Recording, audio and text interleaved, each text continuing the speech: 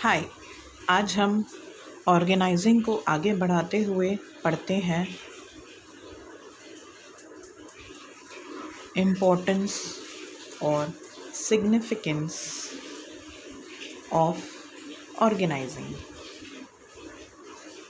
यानी ऑर्गेनाइजिंग करना हमारी कंपनी के लिए ज़रूरी क्यों है, इससे हमें क्या बेनिफिट हो सकते हैं। ऑर्गेनाइजिंग करने का सबसे बड़ा बेनिफिट हमें यही है, वो है स्पेशलाइजेशन। हमें जो भी काम मिलता है उसे हम अगर रोज़ एक ही काम करें तो हमारी उसमें स्पेशलाइजेशन बन जाती है। स्पेशलाइजेशन मतलब एक ही काम बार बार करने से हम वो काम में एक्सपर्ट बन जाते हैं, है ना। जिस तरह कोई भी एक बड़ा काम सिर्फ एक एम्प्लॉय नहीं कर सकता, हर काम को छोटे छोटे चंक्स में डिवाइड करते हैं, उसको हम कहते हैं job.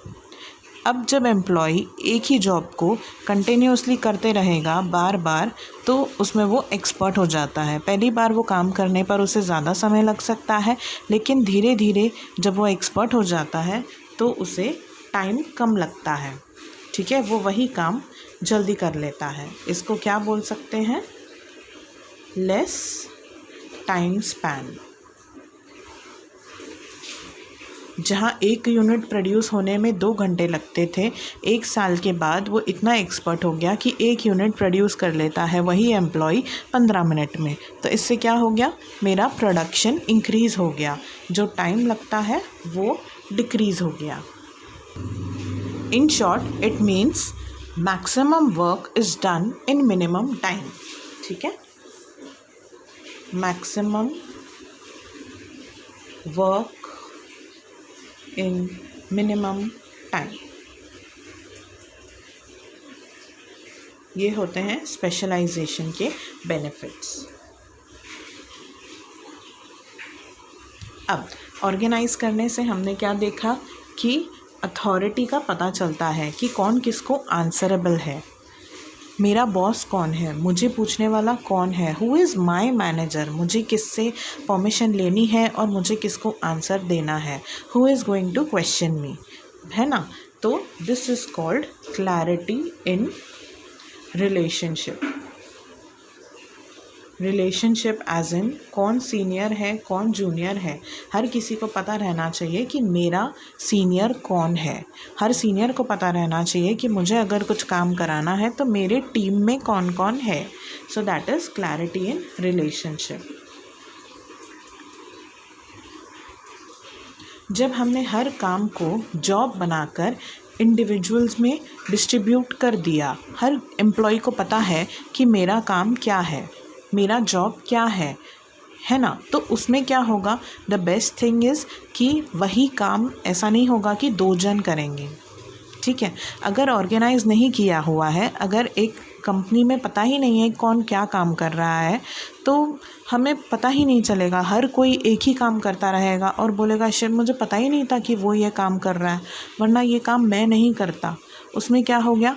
Wastage of resources, wastage of time.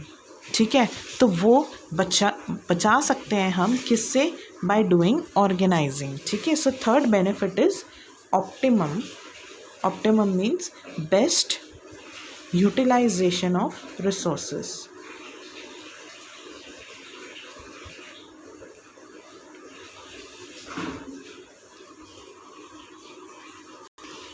ठीक है, अब बहुत बार होता है कि चेंजेस आ जाते हैं बिज़नेस में या फिर कंपनी में। जब चेंजेस आते हैं तो it becomes very difficult to change the entire organisation. लेकिन अगर कोई पर्टिकुलर डिपार्टमेंट में चेंज है तो इट बिकम्स वेरी इजी कि हम सिर्फ एक डिपार्टमेंट में चेंजेस लेकर आएँ। पूरे कंपनी में लाने से बेटर है एक डिपार्टमेंट वाइज चेंज करना। ठीक है, तो ऑर्गेनाइजिंग से हमें ये बेनिफिट मिलता है कि चेंज को अडेप्ट करने में हमको आसानी होती है। So that is adoption to change.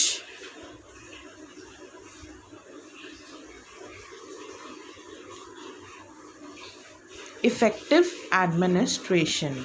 Effective administration is again related to कि हमारा सीनियर कौन है, हमारा जूनियर कौन है, ये हमें जब पता रहेगा तभी तो इफ़ेक्टिव एडमिनिस्ट्रेशन होगा। जब मुझे पता ही नहीं कि मेरा बॉस कौन है तो एडमिनिस्ट्रेशन कैसे आगे चलेगा। So organising gives this benefit of effective administration. अब जब सबकी रिस्पॉन्सिबिलिटीज़ क्लियर हैं, सब मिलजुल कर काम करते हैं, सबके एफ़र्ट्स मिला जुला कर कंपनी आगे बढ़ती है, तो ऑर्गेनाइजिंग से बेटर है एक्सपेंशन एंड ग्रोथ। क्योंकि हमें पता है कि हमारी ऐसी अच्छी टीम है, हमारे पास लोग हैं जो सारी रिस्पॉन्सिबिलिटीज़ फुलफ़िल कर सकते हैं। वरना पता चला हमने एक बड़ा कॉन्ट्रैक्ट ले लिया, बड़ा टेंडर ले लिया और हमारे पास एम्प्लॉयज़ ही नहीं है, लेकिन हमने ले लिया। अब एम्प्लॉयज़ नहीं हैं, ये बात हमें पता भी नहीं है। क्यों पता नहीं है? क्योंकि हमारी कंपनी ऑर्गेनाइज्ड नहीं है, इसलिए हमें पता ही नहीं चला। हर काम हर कोई करता है तो पता ही नहीं चलता। So it is very good for expansion and growth of the company. Company चलाना कोई ऐसी छोटी मोटी चीज़ तो है नहीं, हमें सब कुछ पता रहना चाहिए। ऐसे नहीं हवा में बात होती कि चलो देख लेंगे, ले लेते हैं कॉन्ट्रैक्ट, कुछ ना कुछ कर लेंगे, है ना। हमें प्रॉपरली इसे ऑर्गेनाइज और प्लान करके चलना पड़ता है। Seventh and last advantage is development of personnel. ठीक है, this word is not personal, this word is personal. Personal means employee, एक इंसान। Personal means employee, junior। ठीक है, अब ऑर्गेनाइज़ करने से ही हमें पता चलेगा कि हमने कंपनी में नए नए टेक्नोलॉजी लेके आए हैं। अब टेक्नोलॉजी लाए हैं तो हमें अपने जूनियर्स को ट्रेनिंग भी तो देनी है। सो दैट इज़ हमें डेवलपमेंट में काम आता है। अगर ऑर्गेनाइज नहीं है तो हमें समझ में नहीं आएगा कि हमें किसको क्या ट्रेनिंग देनी है। So organising is very important for the company. ठीक है, यहाँ पर मैंने लिख दिया है क्लैरिटी इन रिलेशनशिप, मतलब कि सीनियर पे लेवल में कौन है, जूनियर लेवल में कौन है। Optimum utilisation of resources means no wastage of time and materials. adoption to change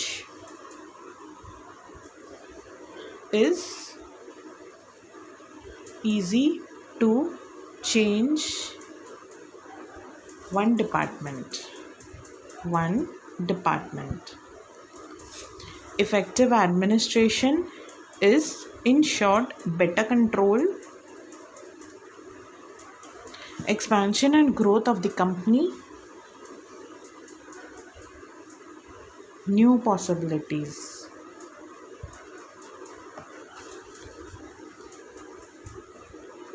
ठीक है, तो ये टॉपिक आपको बहुत हेल्पफुल रहेगा with these short notices. Thank you.